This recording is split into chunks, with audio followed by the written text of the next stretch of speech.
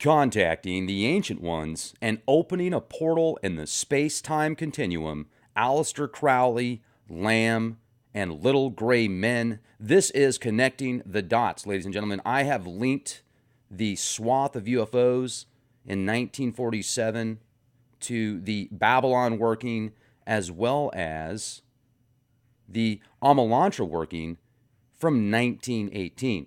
Now, if you have done any research into the Jack Parsons' work, into L. Ron Hubbard or Aleister Crowley, I'm sure you've heard of the Babylon workings as well as the Amalantra workings. And it was a series of rituals that lasted 3 months, first in 1918 from January to March, and then in 1946 from January to March.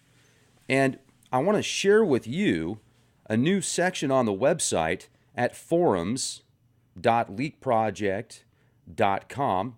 You can see right here, this is the website, the main website, leakproject.com. Just added a really cool section here. And you go to forums.leakproject.com, type that in, and then it'll pull up this new section which allows you to leave information that you feel is important that relates to the current topics and discussions. You can see extraterrestrial phenomena, UFOs, general discussion, geoengineering, terraforming, chemtrails, the latest headlines and news. And I just put this up yesterday, ladies and gentlemen. This is hot off the press. And there's a really cool section now where we can talk about the podcast and leave links and more information that's pertaining towards it, as well as check this out right here. I'm going to share this with you. I just put this up today. Yesterday when I did this show live, we had some serious issues and multitudes of people said, Rex, redo this. This is important. So I feel that as well. This is the new section you can see here. And at the top here, this is how in 1947, 6 months after the Babylon working, shortly after Aleister Crowley dies, the year is 1947. UFOs are seen flying over the White House, West Coast, East Coast, Midwest. Thousands of them. They even created what's called Project Blue Book. The Air Force did, closed it in 1969. It's 12 years later. But look at some of the connections here. If you look at the images of Cydonia, Mars. Cydonia, Mars is located at the 19.47 degree. It's 19.47 degrees from the equator. The same can be said for the red spot on Jupiter, a similar area found on Neptune. Here at home, pyramids are exact at 19.47 degrees north of the equator on the Yucatan Peninsula in Mexico. Also, according to this article that I found from bibliotechopalades.net, great website, by the way, you should check it out. There's information that there were pyramids discovered in Hawaii under jungle vegetation at 19.47 degrees north of the equator as well. Now, the OTO, a member of the OTO, started what's called the Cult of Lamb based on information, originally the foundations of what Crowley discovered when making contact with Lamb. Lamb looks like a gray. Let me show this with you real quick, these images right here. Where to go? Huh. There you go. You can see that. Aleister Crowley drew that. Looks very similar to the grays. Now, if you compare this with some files that were released, let me see if I can find this. Okay, these files right here are directly Freedom of Information Act declassified.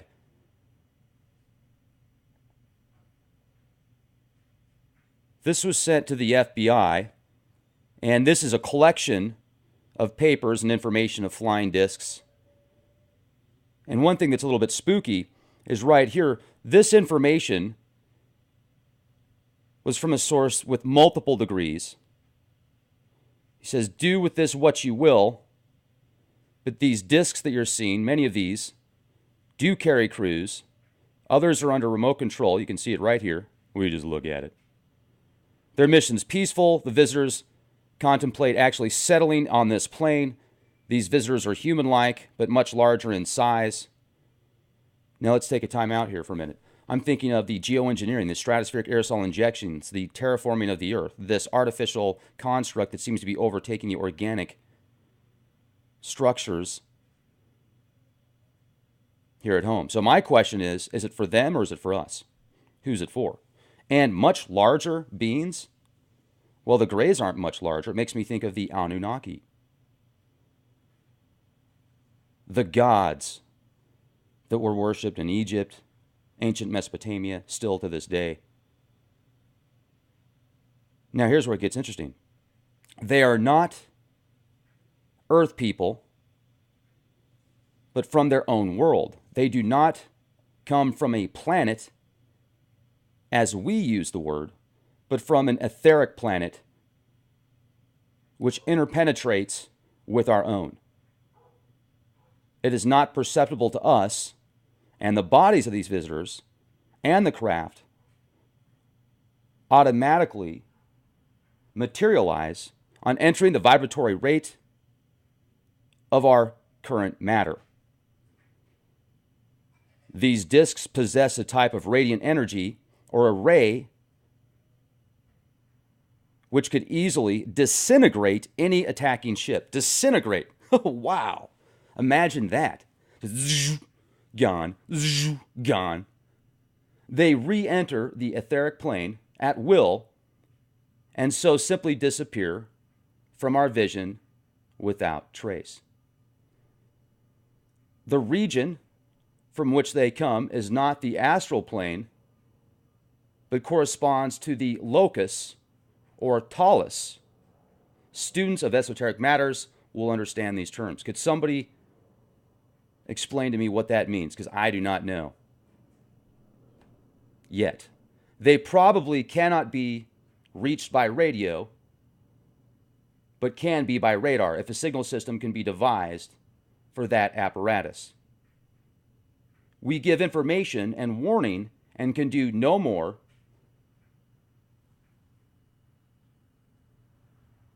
let the newcomers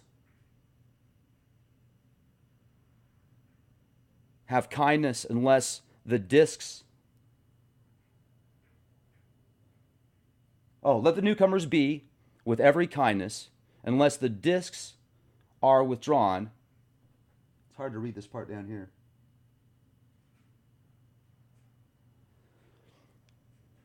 Our culture and science is incapable of explaining this currently. A heavy responsibility is upon the few in authority who are able to understand this matter. Then there's an addendum, nanu. The locus are oval shaped.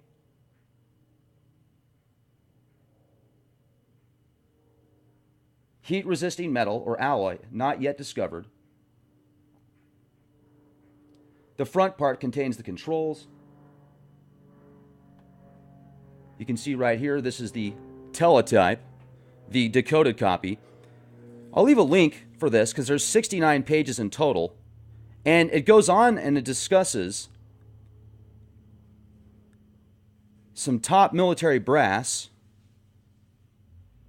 that were on a mission. And some speculate they actually attacked one of these craft. Some speculate that they had remains of one of these craft.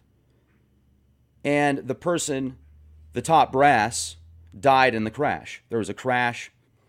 They don't know what caused it. Could it have been from one of these saucers?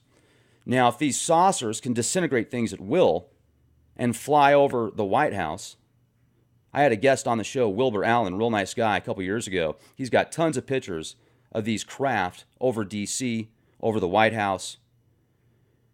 Now, it gets really deep when you think about the possibility of the Greys being this lamb archetype that Crowley made contact with in 1918.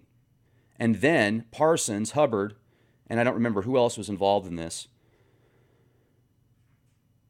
in the Babylon working, I was going to say Babylon, they might have opened this portal even bigger. And then 6 months later, there's all sorts of sightings of these craft.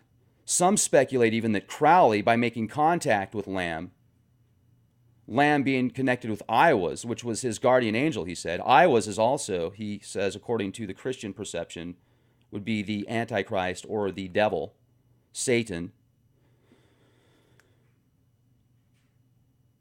And then Parsons believed that this Scarlet Woman, the Whore of Babylon, that they wanted to bring into the physical form via sexual magic, was actually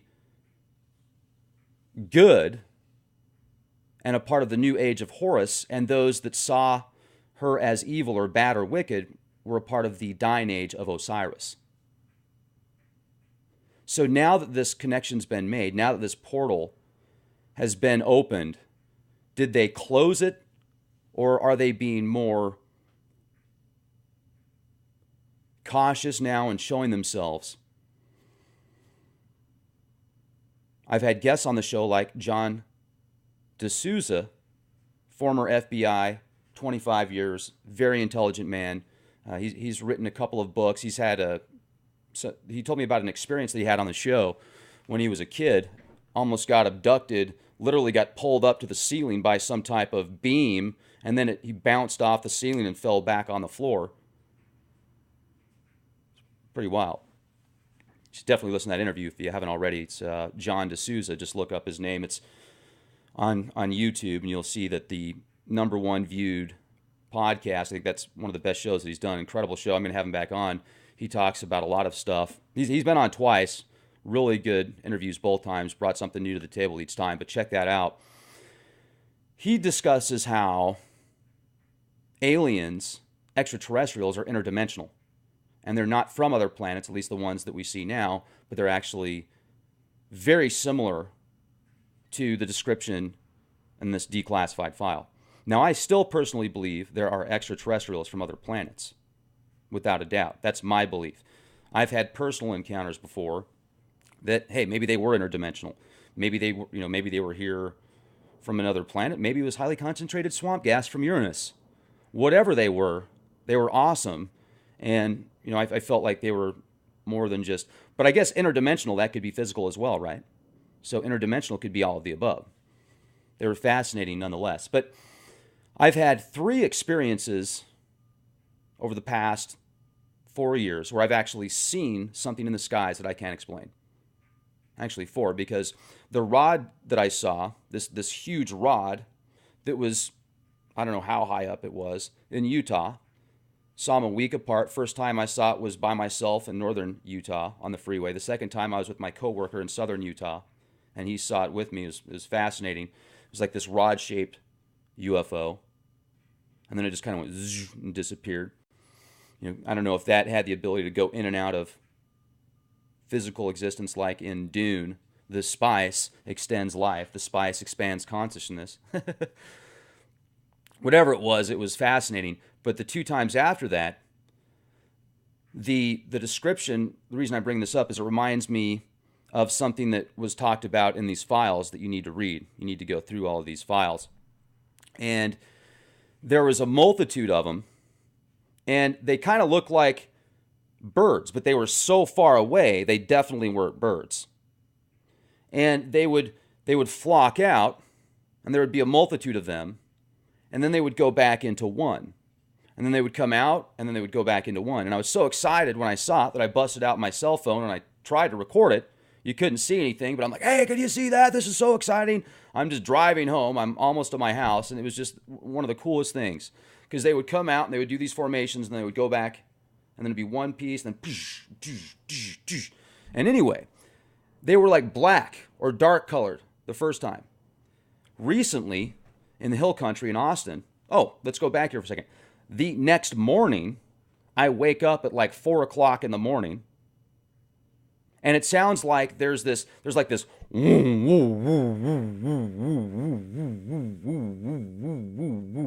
it was so powerful you could feel it. Nobody's mowing the lawn. The air conditioning's not on. The fan's not on. Nobody's parked out in front of our house. It was just this weird woo, woo, woo, woo, woo. Wife woke up to it too. We're walking around the house. We're looking outside trying to figure out what it is. Lasted for about 15, 20 minutes. Then, recently in the hill country, an experience where I see something very similar, like it's a flock of birds in the distance, but they're so far away you can tell that they're not birds, and they would form out, but this time they're white, and they would go back into one, and they would bounce out. There'd be a multitude of them, and they would go back and form into one. So I didn't wake up the next day with that weird woo, woo, woo, woo.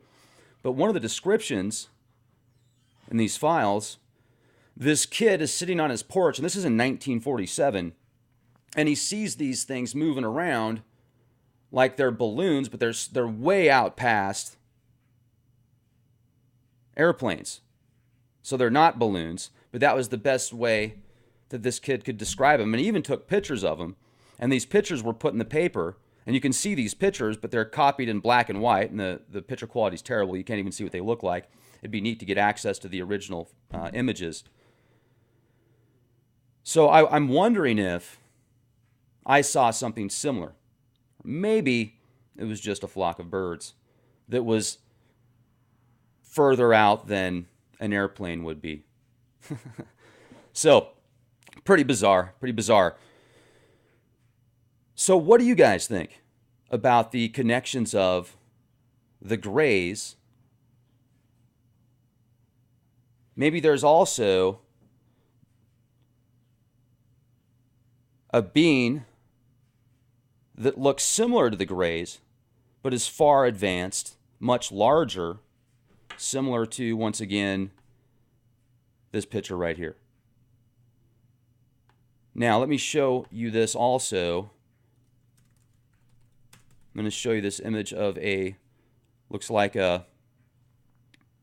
looks just like lamb or a gray on the dollar here. Stand by. Will you just look at it? Not yet. All right, here we go. Boom. Check that out. Does that not look like a gray? And look at the center where the third eye is located. Check out the double star right there in the center eye.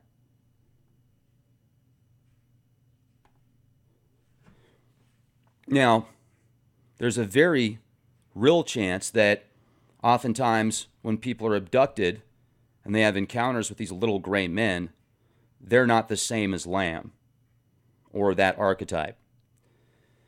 They are most likely genetically engineered beings designed for specific purposes.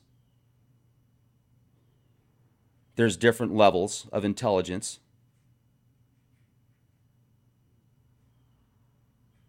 Daryl Sims brings some good information that I think, if he's accurate on the Greys and the different levels of Greys and the different types of ETs, many of the experiences people have with extraterrestrials are actually cloned.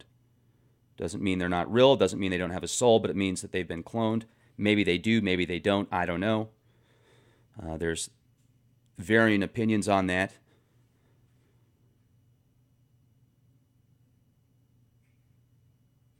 Also, let's say that the Anunnaki are real. Let's say that these beings that we're looking at via Lamb is one specific archetype of a being that can change form, maybe can change into a human form or a form of a lion or a crow or whatever archetype it chooses to, because it's interdimensional. There's a lot of people that listen to the show. I've had a guest on before, Boris Starcy. This guy, man, talk about some crazy footage. He'll be in New York City, downtown Brooklyn, lunch break. he's a barber. He'll go outside and he'll start recording the skies, and you'll see these discs coming in and out and just doing all these weird things. And they kind of look like balloons, but you can tell they're not balloons by the way they're moving and the way that they come in. They change shape. It's very cool. And Boris, real nice guy. I need to get him back on the show. There's a gal that sent me an image that listens to Leak Project that's in the live chat a lot. She lives in Australia. And this image, you can see this metallic, looks like a metallic balloon. And she talks about how these things come in and out sometimes and visit her in the skies. So there's a lot of very interesting possibilities. Now, maybe they can take on any shape or form in this physical realm, and that's what's discussed in that file, that declassified file. Maybe that's why we don't hear more radar signals or radio signals from the cosmos. There's been a few that have been publicly documented. So I certainly feel that there's other beings out there, but you would think that there would be more, or at least we would have access to more of these radio signals, unless there's something blocking it from the outside. Maybe we can let the information out, but we can't get it coming from the inside, some type of quarantine or something. So there you have it. Thank you for bearing with me yesterday. I apologize about the technical difficulties. Let's hope that we didn't have any problems with this recording issue here. And check out the forums.leakproject.com and start leaving some information. I mean, you guys do such an incredible job here on youtube.com/clandestine time lord, and I appreciate that. A lot of people have asked for an avenue to leave more information. So more blog style, more of a forum where you can write 1, 2, 3, 4, 5 pages and go back and just be an independent journalist and get your information out there to the world. I see this taking off pretty quick. I mean, it just got set up yesterday and people are already registering and signing up. It's totally free. Forums.leakproject.com. Be excellent to each other and be the change you want to see. Thousands of them. They even created what's called Project Blue Book. The Air Force did, closed it in 1969. It's 12 years later. But look at some of the connections here. If you look at the images of Cydonia Mars. Cydonia Mars is located at the 19.47 degree. It's 19.47 degrees from the equator. The same can be said for the red spot on Jupiter, a similar area found on Neptune. Here at home, pyramids are exact at 19.